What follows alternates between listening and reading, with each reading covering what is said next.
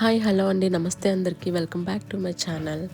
నేను నా last video Tirupati పెట్టాను కదా. తిరుపతి తర్వాత మేము కంచి వెళ్ళామని చెప్పాను కదా.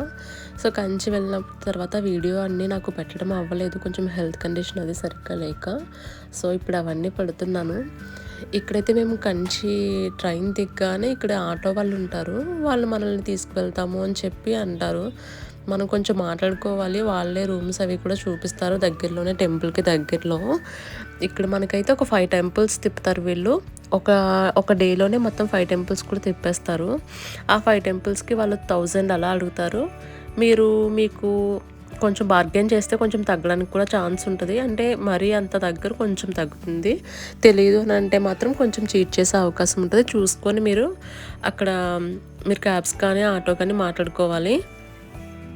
అక్కడ నుంచి మేము ఫస్ట్ అయితే ఏకాంబరేశ్వర టెంపుల్కి వెళ్ళాము. ఈ టెంపుల్స్ అన్నీ కూడా ఆఫ్టర్నూన్ 12 వరకు ఓపెన్ ఉంటాయి, తర్వాత క్లోజ్ ఉంటాయి, మళ్ళీ 3కి ఓపెన్ ఉంటాయి. సో టైమింగ్స్ చూసుకొని వెళ్ళాలి. అండ్ కంచి కామాక్షమ్మ టెంపుల్ కూడా అంతే, ఆఫ్టర్నూన్ క్లోజింగ్ ఉంటుంది, మీరు చూసుకొని వెళ్ళాలి. మాకైతే దర్శనం అది కూడా చాలా బాగా జరిగింది. అండ్ ఇంకొకటి ఏంటంటే, ఇక్కడ ఏకాంబరేశ్వర టెంపుల్లో ఒక స్పెషల్ ఉంది కదా. పార్వతీదేవి శివుడిని ఇసుకతో శివలింగం చేసి హత్తుకొని ఉన్నది ఉంటుంది చెట్టు కింద, కానీ ఇక్కడ కన్స్ట్రక్షన్లో ఉంది. సో బిల్డింగ్ అప్పుడు అది క్లోజ్ చేశారనమాట. మేమైతే చూడలేకపోయాం అది, బట్ అక్కడి వరకు వెళ్ళి ఇంకా దండం పెట్టేసుకొని వచ్చేసామన్నమాట. ఇదంతా కన్స్ట్రక్షన్లోనే ఉంది అప్పుడు, బట్ టెంపుల్స్ అయితే చాలా చాలా చాలా బాగున్నాయి. ఎవరైనా విజిట్ చేయాలనుకుంటే ఇప్పుడు ఓపెన్లోనే ఉంటాయి. అప్పుడు మేము వెళ్ళిన టైంలో అంటే క్లోజ్ ఉన్నాయి, బట్ ఇప్పుడు ఓకే. రీసెంట్ టైమ్స్లో వెళ్ళిన వాళ్ళు చెప్పారు అవన్నీ ఓపెన్లో ఉన్నాయి, అంతా కన్స్ట్రక్షన్ కంప్లీట్ అయిందని చెప్పారు. మీరు కనుక వెళ్తే ఖచ్చితంగా విజిట్ చేయండి. అండ్ కంచిలో శారీస్ అవి కూడా తీసుకోవాలనుకుంటారు కదా. నాకైతే పెద్ద డిఫరెన్స్ ఏమీ అనిపించలేదు అక్కడికి వేరే ప్లేసెస్కి. సేమ్ ప్రైసెస్, పెద్దగా కంచిలో అని చెప్పి మనకేమీ తక్కువకి ఏమి ఉండవు, ఎక్కువ ప్రైసే ఉంటాయి. కాకపోతే ప్యూర్ పట్టు దొరుకుతుంది మనకి. చెప్పాను కదా పార్వతీదేవి అని చెప్పి, శివలింగం పార్వతీదేవి అక్కడ ఉంటారు ఆ చెట్టు కిందే, బట్ అదంతా క్లోజ్లో ఉంది ప్రెజెంట్.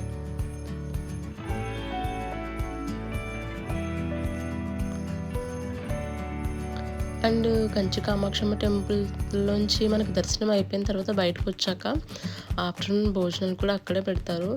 అంటే తెలియని వాళ్ళు అక్కడ మనకి వేరే రాష్ట్రం వెళ్ళి అక్కడ భోజనాలు అనేసరికి బయట మనకి కొంచెం వేరేగా ఉంటుంది కదా, అన్నీ తినలేము.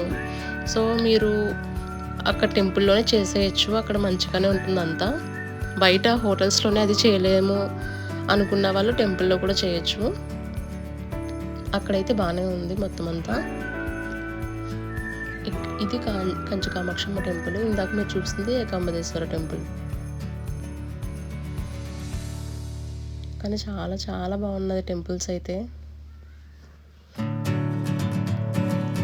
సారీ అండి అందరికీ, నేనైతే కొంచెం హెల్త్ ఇష్యూస్ వల్ల అసలు వీడియో పోస్ట్ చేయడమే అవ్వలేదు నాకు.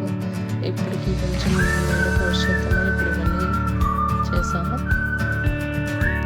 ఇక్కడే కొలను ఉంటుంది. ఇక్కడ ప్రతి టెంపుల్స్లోని కొంచెం కొలను లాంటివి ఉన్నాయి, చాలా బాగున్నాయి అవి కూడా. అది అయిపోయిన తర్వాత వెండి బల్లి బంగారు బల్లి కట్టుకోవడానికి ఇక్కడ గోవిందరాజస్వామి టెంపుల్ ఉంటుంది. గోవిందరాజస్వామి టెంపుల్ దగ్గరికి వెళ్ళాం. కానీ యాక్చువల్లీ ఇక్కడ వీడియో అయితే మనకి ఫోన్స్ అవి not allowed. So main temples లోపల ఏది కూడా నేను చూపించలేకపోయాను. జస్ట్ బయట ఉన్న టెంపుల్స్ని మాత్రమే చూపించగలను, ఏది అలో చేయట్లేదు. మోస్ట్లీ అన్నీ శివాలయాలాగే ఉంటాయి, లోపల శివలింగం ఉంటుంది, కొన్ని అమ్మవారు ఉంటారు. చాలా ఓల్డ్ టెంపుల్స్ అన్నమాట, కానీ ఆ టెంపుల్స్ని అలానే ఉంచారు. బట్ అవి చూడడానికి కూడా బాగుంటాయి. చాలా డేస్ బ్యాక్వే కదా. సో నాకైతే చాలా నచ్చాయి టెంపుల్స్ అన్నీ.